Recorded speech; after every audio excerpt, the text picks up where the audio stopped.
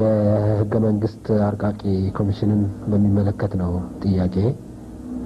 ከተቋቋመ አጭር ጊዜ ሆነውና በቅርብ እንቅስቃሴ የጀመረው የህገ መንግስት አርቃቂ ኮሚሽን ስራውን በይፋ ማካሄድ ሲጠበቅበት ከመጋረጃ በስተጀርባ አርቅቄላችኋለሁ አጽድቁልኝ ለማለት ብቻ የሚራወጥና የሚሉ አንዳንድ ወገኖች አሉ። የመላው አማራ ህዝብ ድርጅት አውጇል የተባለውን ጦርነት ህዝቡ ያወገዘው መንግስት በደርግ ዘመን የሚጠቀምበት በነበረው አሰራር በመጠቀም ህዝቡን በመጫን ይህም ከኢህአዴግ መግለጫ ጋር ተዳምሮ መንግስት ጉዳዩን ከሚገባው በላይ አካሮታል የሚልና የመላው አማራ ህዝብ ድርጅት ጦርነት አውጆ ከሆነ በህጋዊ መንገድ ሊጠየቅ ሲገባው በቅድሚያ በመገናኛ ብዙሃን በህዝብ ዘንድ እንዲወገዝ ማድረግ በአሁኑ ወቅት በኢትዮጵያ ውስጥ የመጽሐፍ ነጻነት ከተፈቀደ ጊዜ ጀምሮ በርካታ መጽሔቶችና ጋዜጦች በመውጣት ላይ ናቸው። ግን ይዘታቸው ያየን እንደሆነ ህዝቡን ከማስተማር ህዝቡን ከእንትን ከማለት አንዳንዶቹ ወደ ተራ ስድብ የሚሄዱ አሉና እነዚህ በአጠቃላይ እነዚህ መጽሔቶችና ጋዜጦች በመውጣት ላይ ያሉ እንዴት ነው የሚመለከቷቸው? በወቅቱ የሽግግር መንግስቱ ሰራዊት አልፎ አልፎ በሚተኩሰው ጥይት በስተት የሞቱ ሰዎች አሉ።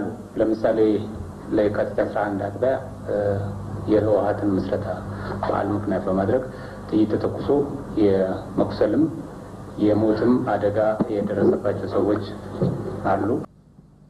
መንገዱን ጨርቅ ያገላችሁ ማለት የሚቀል ይመስለኛል። አመሰግናለሁ ክቡር ፕሬዝዳንት። የመላው አማራ ህዝብ ድርጅት አውጇል የተባለውን ጦርነት ህዝቡ ያወገዘው መንግስት በደርግ ዘመን የሚጠቀምበት በነበረው አሰራር በመጠቀም ህዝቡን በመጫን ይህም ከኢህአዴግ መግለጫ ጋር ተዳምሮ መንግስት ጉዳዩን ከሚገባው በላይ አካሮታል የሚልና የመላው አማራ ህዝብ ድርጅት ጦርነት አውጆ ከሆነ በህጋዊ መንገድ ሊጠየቅ ሲገባው በቅድሚያ በመገናኛ ብዙሃን በህዝብ ዘንድ እንዲወገዝ ማድረግ ተገቢ አይደለም ሲሉ የድርጅቱና የሌሎችም ደጋፊዎቹ አባላት ይናገራሉ። ይህን እርስዎ እንዴት ይመለከቱታል? ይህ ጉዳይ ባለፈው ጊዜም የገለጽኩት ይመስለኛል። ክስተቱ ሁለት መልክ ሊኖረው ይችላል። አንደኛው የፖለቲካ መልኩ፣ ሁለተኛው የህግ መልኩ ነው። ህገወጥ ስራ ሲደረግ፣ ህገወጥ ተግባር ሲፈጸም በፍርድ ቤት ተገቢውን ፍርድ እንዲሰጥ እርምጃዎችን መውሰድ የተለመደ ነው፣ ያለ ነው፣ መኖርም ያለበት ነው። ከዛ አኳያ ድርጅቱ ፈጸማቸው የሚባሉ ህገወጥ ድርጊቶችን በሚመለከት መንግስት በፍርድ ቤት ጉዳዩን እየተከታተለ ያለው ነገር ነው። ነገር ግን ጥያቄው የህግ ጥያቄ ብቻም አይደለም፣ የፖለቲካ ጥያቄም ጭምር ነው። ህዝቦችን የተለያዩ ሃይማኖቶች አማኞችን የሚነካ የሚያንቋሽሽ ይዘት ያለው እንቅስቃሴ ነው የነበረው። ይህንኑ በህግ እርምጃ ብቻ ሳይሆን በሰላማዊ ፖለቲካዊ እርምጃም መቃወም ያለና የተገባም። ስለዚህ የተፈጸመውን ነገር በሁለቱም መልክ ማለትም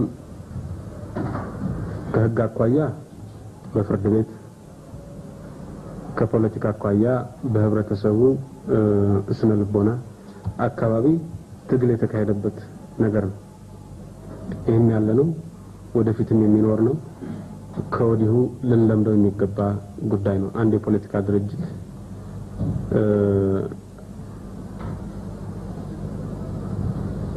ጸረ ህዝብ ነው ብሎ የሚያምነው ነገር ሲደረግ ህዝቡን የመቀስቀስ ቀስቅሶም ይህን ጸረ ህዝብ እርምጃ እንዲቃወም በሰላማዊ መንገድ እንዲቃወም ጥረት ማድረግ የፖለቲካ ትግል ሀሁ ይመስለኛል። የመላው አማራ ድርጅትም ቢሆን ይህንኑ አሰራር ለመጠቀም ማለትም የሚያምንበትን ዓላማ ለማራመድና የሚቃወመውን ዓላማ ለመቃወም ህዝቡን መቀስቀሱ በተለያየ መልኩም ህዝቡ ስሜቱን እንዲገልጽ ጥረት ማድረጉ አልቀረም። ሌሎች ይህንኑ ህጋዊ ማለት ሰላማዊ የተቃውሞ እርምጃ በሚወስዱበት ወቅት እንደ ልዩ ነገር ሊወስድ የሚችል አይመስለኝም። መውሰድም ያለበት አይደል። ኢህአዴግ አስገድዶ ነው ህዝቡን ያወጣው የሚለው እንግዲህ አስገድዶ የማስወጣት ዓላማም ፍላጎትም የለውም፣ ፋይዳም የለውም። የኢትዮጵያ ህዝብ ሰላም እንዳይነካ መብት እንዲከበር ድምጽህን አሰማ ሲባል አስገዳጅ የሚጠይቅ አይመስለኝም። ሁኔታው ራሱ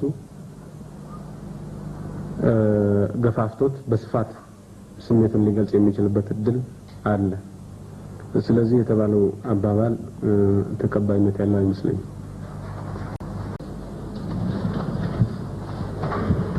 በአሁኑ ወቅት በኢትዮጵያ ውስጥ የመጽሐፍ ነጻነት ከተፈቀደ ጊዜ ጀምሮ በርካታ መጽሔቶችና ጋዜጦች በመውጣት ላይ ናቸው። በብዛታቸው በእኔ በኩል አዎንታው ነው ብለዋለሁ። ምክንያቱም በሀገሪቱ ታሪክ የመጀመሪያ ይመስለኛል። ግን ይዘታቸው ያየን እንደሆነ ህዝቡን ከማስተማር ህዝቡን ከእንትን ከማለት አንዳንዶቹ ወደ ተራ ስድብ የሚሄዱ አሉና እነዚህ በአጠቃላይ እነዚህ መጽሔቶችና ጋዜጦች በመውጣት ላይ ያሉ እንዴት ነው የሚመለከቷቸው? በሁሉ እንግዲህ ጋዜጦቹን በፊት ያነበብኳቸው ስለሚመስለኝ አሁን ብዙም አላነባቸውም። በደርግ ጊዜ ሁሉንም ያነበብኳቸው ይመስለኛል። አንድ የተወሰነ ጊዜ ሞክሬ ነበር ለማንበብ። በደርግ ጊዜ በኢትዮጵያ ሬዲዮ ጣቢያ ሰማው ከነበረው ብዙም የተለየ ነገር ስላላገኘሁበት ምናልባትም የተለየ መልእክት ብቻ ሳይሆን የተለየ ሰው ላይኖራቸው ስለሚችሉ በዝርዝር ገብቼ ያነበብኩበት ሁኔታ የለም። ስለዚህ በዚህ ጉዳይ ላይ ዝርዝር መልስ ለመስጠት ያስቸግረኛል።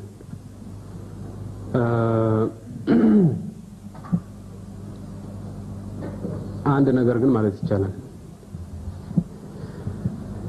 እነዚህ ነገሮች በደርግ ጊዜ ሲባሉ ዓላማቸው ግልጽ ነው የነበረው። በኢትዮጵያ አንድነት ስም ህዝብን ማፋለስ ነው። የተለያዩ የሐሰት ፈጠራዎችን በማሰራጨት የስነ ልቦና ጦርነት ማካሄድ ነው። ውጤቱ ግን እንደታሰበው እንዳልሆነ አሁን በእርግጠኝነት መናገር ይቻላል። የእነዚህም የተለየ ይዘትም የተለየ አንቀሳቃሽም የተለየ እድልም የሚኖራቸው አይመስለኝም። ስለዚህ በእኔ ግምት በጣም በሚያስከፋ መልኩ ህጉን ሀገሪቱን ህግ እስካልጣሱ ድረስ መንገዱን ጨርቅ ያግላችሁ ማለት የሚቀል ይመስለኛል። የሽግግር መንግስቱ ሰራዊት አልፎ አልፎ በሚተኩሰው ጥይት በስተት የሞቱ ሰዎች አሉ። ለምሳሌ ለየካቲት 11 አጥቢያ የህወሓትን ምስረታ በዓል ምክንያት በማድረግ ጥይት ተተኩሶ የመቁሰልም የሞትም አደጋ የደረሰባቸው ሰዎች አሉ እና ይህን መንግስት እንዴት ነው የሚመለከተው? ለምሳሌ የመቁሰል አደጋ እና የመሞት አደጋ ለደረሰባቸው ሰዎች የደም ካሳ በመክፈል በኩል በማሳከም በኩል እና ወደፊት ደግሞ እነዚህ ስህተቶች እንዳይቀጥሉ የሚደረግበት መንገድ ካለ ይሄንን በተመለከተ ነው የኔ ጥያቄ። በአጠቃላይ በተለያዩ አደጋዎች ምክንያት ጉዳት የሚደርስበት ሰው ይኖራል። የአደጋዎቹ ምንጭ የተለያየ ሊሆን ይችላል። ተኩስም ሊሆን ይችላል፣ የመኪና አደጋም ሊሆን ይችላል፣ ሌሎችም ሊሆኑ ይችላሉ። እነዚህን በሚመለከት የተለመደ አሰራር እና ህጉም የሚያዘው ነገር አለ፣ ተፈጻሚ ይሆናል። በዓላትን በሚመለከት እና ከበዓላት ጋር ተያይዞ በተከሰተው አደጋ ላይ ስህተቱ ከሌላ ስህተት ሁሉ ለየት ያለና የራሱ ምንጭ ያለው ምናልባትም የተለየ ክብደት የምንሰጠው ነው። የተለመደ ነበር በትጥቅ ትግሉ ዘመን በዓላት በሚካሄዱበት ጊዜ ጥይቶች ይተኮሳሉ። አሁን ካጋጠመው የባሰ አደጋም በተደጋጋሚ ያጋጠመበት ሁኔታ አለ። እንግዲህ ምናልባት አሁን ለ18ኛ ጊዜ ነው በዓሉ የተከበረው። 18ኛው ጊዜ ማለት ይቻላል። በዓሉን በሚመለከት የተኩስ ይተኮሳል። የሚያጋጥመው አደጋ ከአመት አመት ይለያያል። አንዳንድ ጊዜ ግን በጣም በርካታ ሰው የሞተበትም ሁኔታ አለ በፊት እና ይህንኑ ለመቆጣጠር አልፎ አልፎ ሙከራዎች ተደርገው ነበር፣ አልተሳካም። የመጀመሪያውና በአፋጣኝ ተግባራዊ መሆን የሚገባው እርምጃ በእንደዚህ አይነት መድረኮች ምንም አይነት ተኩስ እንዳይተኮስ ግልጽ የሆነ መመሪያ ማስቀመጥና ይህንኑ በጥብቅ ቁጥጥር ተግባራዊ ማድረግ ነው። በፊት ተኩሱ በየዕለቱ የሚሰማ ነገር ስለሆነ አዲስም አይደለም አልነበረም። በአሁኑ ሰዓት የተኩስ ድምጽ ሁላችንም መስማት አንፈልግም፣ በበዓልም ይሁን በሌላ ምክንያት እና ከበፊቱ በጣም የተለየ ሁኔታ ላይ ስለሆነ በምንም አይነት መልኩ እንዳይተኮስ በማንኛውም ወቅት ጥብቅ የሆነ መመሪያ ተላልፎ ተግባራዊ ይሆናል።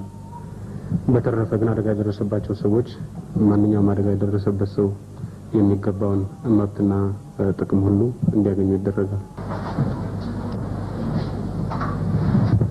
የህገ መንግስት አርቃቂ ኮሚሽንን በሚመለከት ነው ጥያቄ።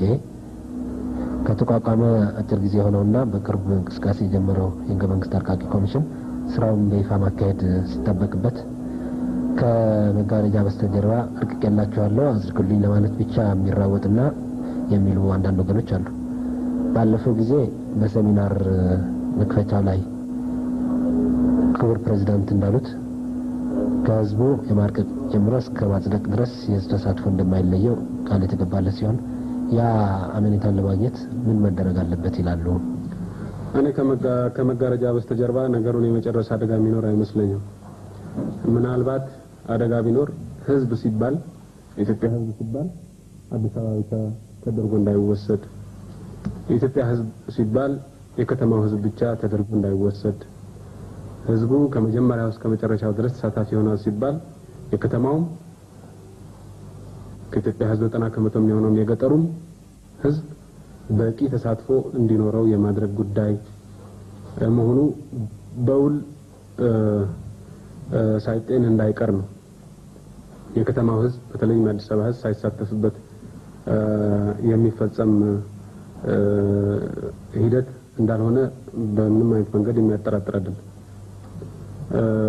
ምናልባት ሊያጠራጥር ቢችል የገጠሩስ ህብረተሰብ ከኢትዮጵያ ህዝብ 90% ገጠሩ ነውና የህብረተሰባችን ክፍል በቂ ተሳትፎ ይኖረዋል ወይ ነው።